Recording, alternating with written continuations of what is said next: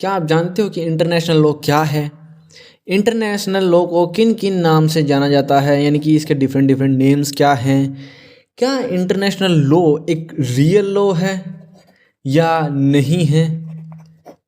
या फिर अलग अलग जो जूरिस्ट हैं उन्होंने इंटरनेशनल लॉ के बारे में क्या कहा है, उनकी क्या क्या डेफिनेशन है इंटरनेशनल लॉ के रिगार्डिंग।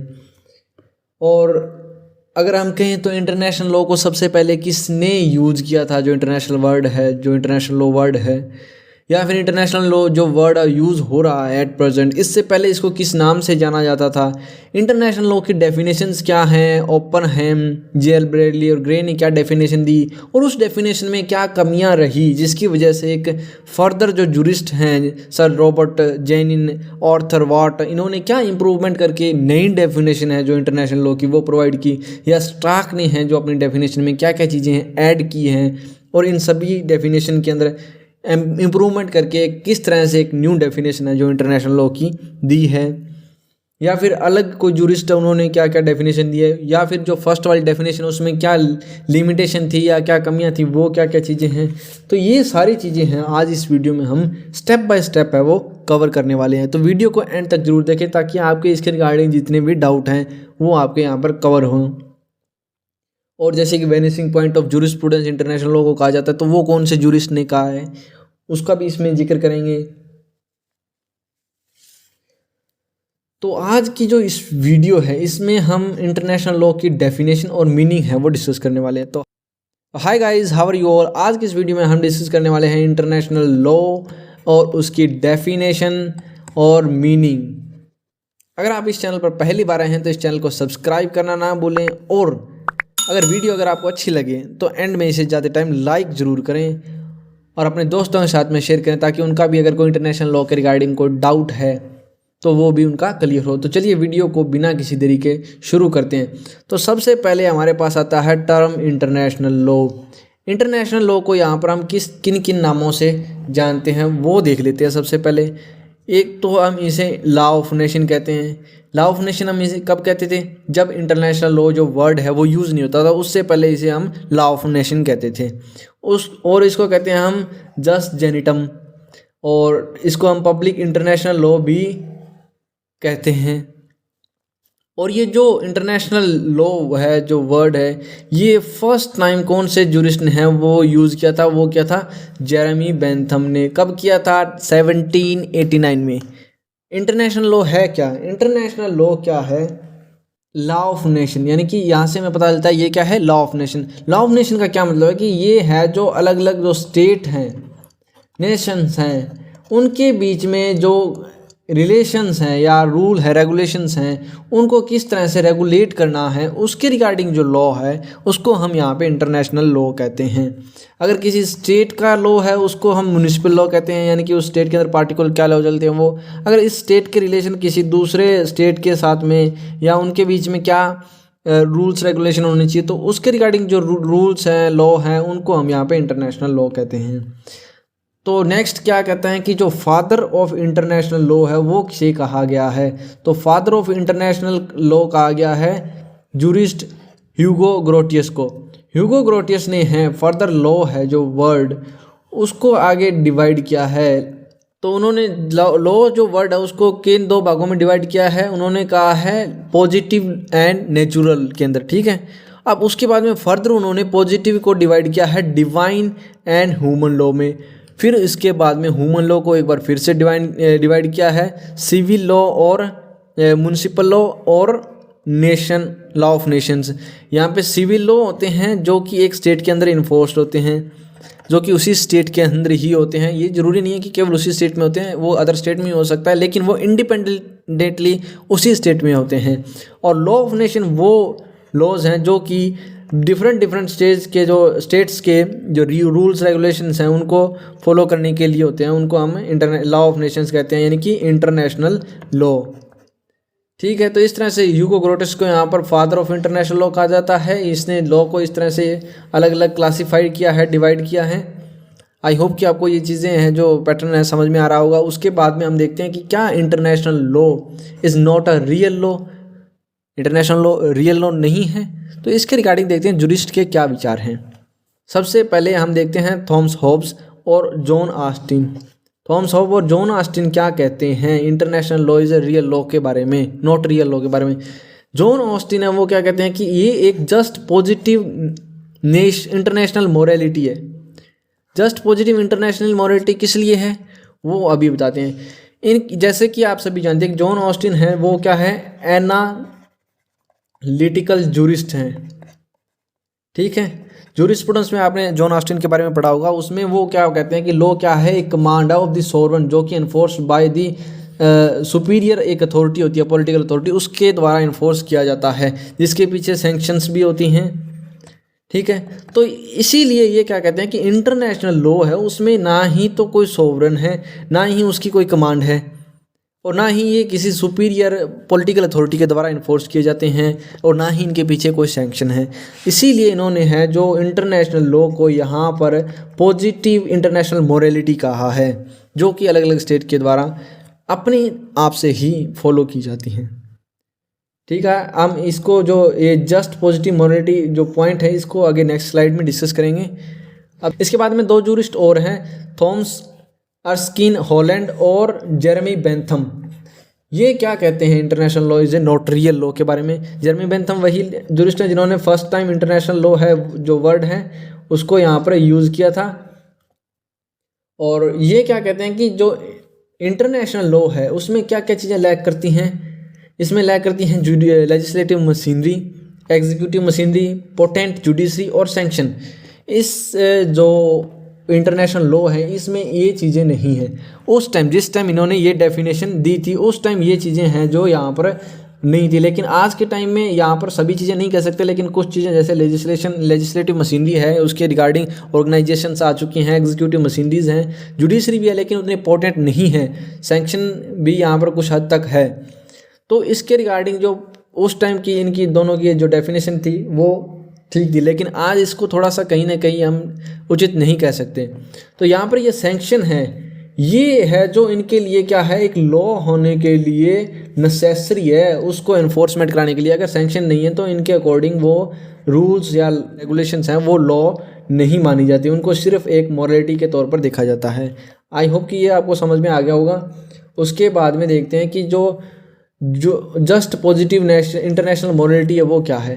आपको मॉरलिटी क्या है, मॉरलिटी क्या है जो कि कंसाइंस यानी कि अपनी अंतरात्मा से जो चीज़ फॉलो की जाती है, ये बाइंडिंग नहीं होती, उसको हम यहाँ पर क्या कहते हैं, मोरालिटी, ठीक है। तो इस तरह से यहाँ पे जस्ट पॉजिटिव मोरालिटी उन्होंने कहा था, क्योंकि इसके पीछे ना ही तो कोई इन्फोर्समेंट थी, ना सैंक्शन थी, ना ही ये कमांड ऑफ सोवरेन थी, एज पर दी जॉन ऑस्टिन। और क्या कहता है कि यहाँ पर दो केस भी हैं, वो देखते हैं कि कौन से हैं। ये एक केस है south west Africa second phase का 1966 का केस है। इसमें क्या हेल्ड किया गया था कि जो मॉरल है वो एक्सेप्टेड की जा सकती हैं, मॉरल को यहाँ पर एक्सेप्टेड किया जा सकता है, नो डाउट, बट कब इसे एक्सेप्टेड किया जा सकता है, ओनली इन दी लीगल जो रूल्स हैं उस फॉर्म में इसको यहाँ पर एक्सेप्ट किया जा सकता है, यानी कि लीगल रूल्स के तौर पर। और सेकंड एक और केस है, वो क्या है, ये है नॉर्थ सी कॉन्टिनेंटल सेल्फ केस 1966 का यही केस है। इसमें भी क्या कहा जाता है कि मॉरलिटी है वो can not be implemented, implement नहीं की जा सकती, बट अगर वो फॉर्म में, किस फॉर्म में, लॉ के फॉर्म में या रूल्स के फॉर्म में, यानी कि जब कोई मॉरलिटी है उसको किसी भी तरीके से उसको लॉ बना दिया गया है या उसका कोई रूल्स बना दिए गए हैं, तो उस फॉर्म में है अगर वो मॉरलिटी, तो उसको यहाँ पर इम्प्लीमेंट किया जा सकता है, ठीक है। आई होप कि आपको ये जो दोनों केस लॉज हैं वो समझ में आ गए होंगे। अब इसके बाद में देखते हैं कि international law is a real law. Real law क्यों है, इसके रिगार्डिंग कौन से जूरिस्ट कहते हैं। एक तो है हॉल लॉरेंस, सेकंड जूरिस्ट है फ्रेडरिक पोलोक। ये क्या कहते हैं कि ये फॉलोड है and enforced as just like a positive law की तरह। ये ड्राइव्ड कहाँ से हुआ है, custom and precedent, so it is a law. इनके अकॉर्डिंग ये लॉ है क्योंकि ये जैसे प्रेसिडेंट है और कस्टम है उनसे ड्राइव किया गया है, और ये इन्फोर्स्ड भी होता है क्योंकि जो भी स्टेट्स हैं इन लॉ के रिगार्डिंग एग्री करते हैं, साइन करते हैं अपने उन एग्रीमेंट्स या ट्रीटीज़ के अंदर, वो उनको इन्फोर्स भी कराती हैं। और जिस तरह से उनका म्यूनिसिपल लॉ है उसी तरह से ये फॉलो भी होते हैं, इन्फोर्स भी होते हैं। सेकंड, ये इनके लिए कंडीशन क्या दी गई है इन दोनों जूरिस्ट के द्वारा कि लॉ को एग्जिस्ट होने के लिए एक कंडीशन होती है। कंडीशन क्या है कि ये रिकॉग्नाइज्ड होनी चाहिए by the political community as a binding them. Political community के द्वारा रिकॉग्नाइज्ड मतलब जैसे कोई ट्रीटी हुई है, कन्वेंशन हुई है, वो उस स्टेट के यानी कि वो पॉलिटिकल एक तरह से कम्युनिटी होगी, उसके द्वारा क्या है ये रिकॉग्नाइज्ड है, ठीक है। और बाइंडिंग देम, और वो एज ए उनको एग्रीमेंट के तौर पर उनको एग्री करके उसको अपने ऊपर बाइंडिंग भी मानते हैं वो स्टेट्स। तो इसलिए ये एक तरह से ये कंडीशन अब फुलफिल करती है। तो इस तरह से जो इंटरनेशनल लॉ है वो भी ये जो कंडीशंस हैं वो सेटिस्फाई करते हैं। तो इसलिए इनके आधार पर ये एक क्या है, रियल लॉ है। इंटरनेशनल लॉ एक रियल लॉ माना जाता है इन दोनों जुरिस्ट के आधार पर। जो रिकॉग्निशन है इंटरनेशनल लॉ की, रियल है या नहीं है, रियल है या नहीं है, ये टोटली डिपेंड करती है आपके ऊपर कि आप डेफिनेशन कौन सी यूज़ कर रहे हैं। आप ये डेफिनेशन यूज़ कर रहे हैं, ये कर रहे हैं, या ऑस्टिन की डेफिनेशन यूज़ कर रहे हैं, या हॉलैंड की यूज़ कर रहे हैं, ये आपके ऊपर डिपेंड करता है। उसी आधार से ये है जो इंटरनेशनल लॉ एक लॉ है या नहीं है, ये डिटरमाइन होता है। अब इसके बाद में हम लोग देखते हैं definitions of the international law. International law की डेफिनेशन में यहाँ पे 3 जूरिस्ट हैं, प्रोफेसर एल ओपनहेम, जे.एल. ब्रैडली और ग्रे। इन्होंने एक ही डेफिनेशन दी है। ये डेफिनेशन क्या है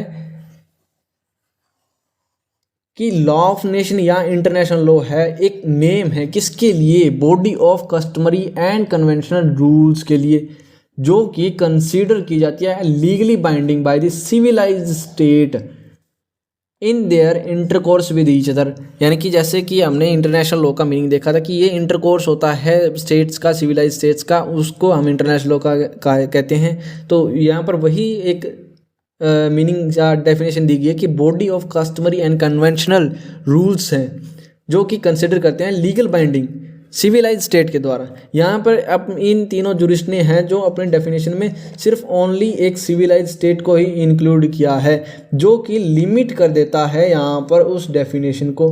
किस कहाँ तक लिमिट करता है कि इसमें ना ही तो इंटरनेशनल ऑर्गेनाइजेशन जो कि आजकल जो बनाई जा चुके हैं, यूएनओ हो गई है, यूएन हो गया, इस तरह से जितनी भी इंटरनेशनल ऑर्गेनाइजेशन वो इसमें इंक्लूड नहीं है, जो कि इसकी डेफिनेशन को लिमिट करती हैं। सेकंड, इसमें ना ही इंडिविजुअल को यहाँ पर ऐड किया गया है, यानी कि ये दोनों के दोनों हैं यहाँ पर मिस है इस डेफिनेशन पे एज पर दी ओपनहेम। तो ये डेफिनेशन यहाँ पर हम कंप्लीट डेफिनेशन नहीं कह सकते इंटरनेशनल लॉ की। तो इसके बाद में एक 9th एडिशन आता है डेफिनेशन का 1992 के अंदर, जिसमें जो सर रॉबर्ट जेनिन हैं और सर आर्थर वाट हैं, इन्होंने एक इम्प्रूवमेंट दिया था ऊपर वाली डेफिनेशन का, इन्होंने उसमें कुछ एक्स्ट्रा ऐड किया। तो उन्होंने क्या डेफिनेशन दी, उन्होंने जो लास्ट वाली डेफिनेशन है यानी कि जो बॉडी ऑफ रूल है, कन्वेंशन है, लीगल रूल्स जो कि सिविलाइज स्टेट के बीच में, वो वाली डेफिनेशन प्लस इंटरनेशनल ऑर्गेनाइजेशन भी इन्होंने एडिशनली ऐड कर दिया। उसके बाद में प्लस एक इसमें कुछ एक्सटेंड तक इंडिविजुअल्स को भी ऐड किया गया, यानी कि ये डेफिनेशन है उनकी जो डेफिनेशन दी गई है उससे कहीं ज़्यादा एक्सटेंड में है। ठीक है, इसमें 2 चीज़ें इंटरनेशनल ऑर्गेनाइजेशंस एंड इंडिविजुअल को यहाँ पर ऐड किया गया। उसके बाद में श्वार्ज़ेनबर्गर हैं, उन्होंने एक डेफिनेशन दी है। वो क्या कहते हैं कि जो इंटरनेशनल लॉ है वो बॉडी ऑफ लीगल रूल है, लीगल रूल है जो कि अप्लाई किन के ऊपर होती है, सोवरन स्टेट और जो अदर एंटिटी है इंटरनेशनल पर्सनैलिटी के, उनके बिटवीन में क्या राइट्स हैं, ड्यूटीज़ हैं, उनको यहाँ पर जो रेगुलेट करती है, डिटरमाइन करती हैं, उसको यहाँ पर इंटरनेशनल लॉ कहा जाता है, उस बॉडी ऑफ लीगल रूल्स को।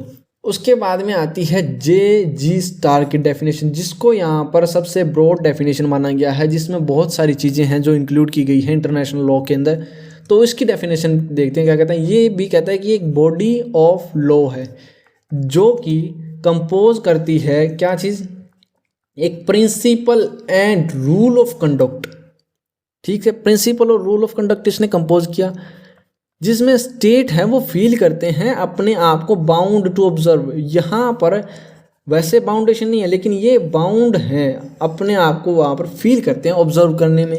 और इसमें क्या क्या चीज़ें इंक्लूड है इसकी डेफिनेशन में, आप डेफिनेशन है वो बुक से पढ़ सकते हैं एग्जैक्ट डेफिनेशन, लेकिन यहाँ पे as a exam point of view से इसमें मेन पॉइंट याद रखना ही जरूरी होता है, क्योंकि ऑप्शन टाइप क्वेश्चन आते हैं उनमें सिर्फ ओनली पॉइंट्स ही पूछे जाते हैं उसमें क्या क्या चीज़ें हैं। जैसे यहाँ पर एक क्वेश्चन है, हमने MCQ वाली जो वीडियो उसमें आप देख लेना कि स्टाक की डेफिनेशन में किस किस को इंक्लूड किया गया है, ऐसा क्वेश्चन आया। तो उसमें हमें ये पॉइंट्स हैं जो ओनली इतने ही काफ़ी जो कि ईजिली याद होते हैं वो यहाँ पर काम आएंगे।